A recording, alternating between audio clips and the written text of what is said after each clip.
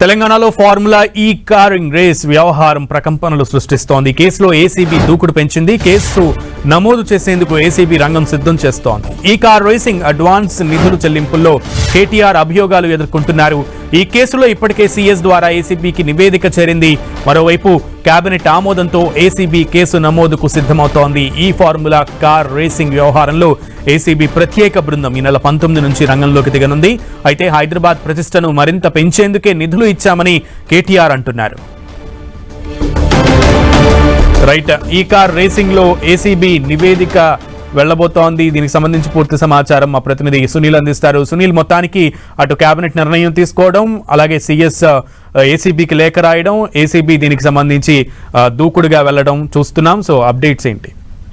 ఈ car racing కేసులో ACB దర్యాప్తు ముమ్మరం కొనసాగుతుందని చెప్పవచ్చు. ఇప్పటికే మనం చూసాము, ఈ కార్ రేసింగ్ కేసులో దాదాపు 50 కోట్ల మేరకు నిధులు చెల్లించినట్లు కూడా ఇప్పటికే అటు మాజీ మంత్రి కేటీఆర్ కూడా ఇటీవల మాట్లాడారు. అయితే హైదరాబాద్ ప్రతిష్టను పెంపొందించుకోవడం అంటే పెంచేందుకే డబ్బులు నిధులు విడుదల చేసినట్టు కూడా గతంలో కేటీఆర్ అనేక సందర్భాల్లో మీడియాకు వెల్లడించడం జరిగింది. అయితే ఇప్పుడు ఇదంతా కూడా దారి మళ్లించారు, అక్రమంగా నిధులు బదలాయించారనేది కేటీఆర్ పై వస్తున్నటువంటి ప్రధాన అభియోగం. దీని ఎవరికే తెలంగాణ రాష్ట్ర ప్రభుత్వం రేవంత్ రెడ్డి సర్కార్ వచ్చిన తర్వాత ఈ కార్ రేస్ కేసులో అసలు డబ్బులు ఏ విధంగా చెల్లించారు, దీనికి సంబంధించినటువంటి విధి విధానాలు ఏంటి దానిపై కూడా అటు ప్రభుత్వం చాలా సీరియస్ గా దర్యాప్తు కొనసాగించింది.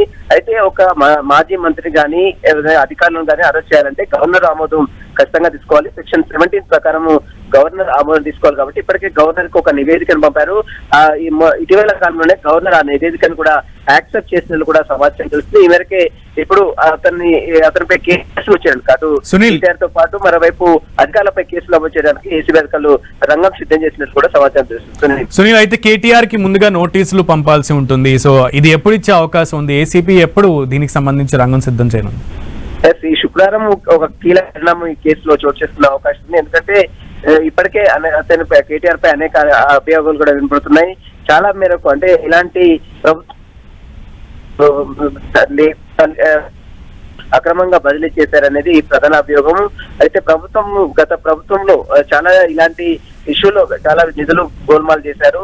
ఈ డబ్బులు మొత్తం కూడా లెక్కలు చూపించకుండా దాదాపు 50 కోట్ల మేరకు అక్రమాలు జరిగినట్లు కూడా ఇప్పుడున్నటువంటి ప్రభుత్వము పూర్తిగా దర్యాప్తు కొనసాగిస్తుంది.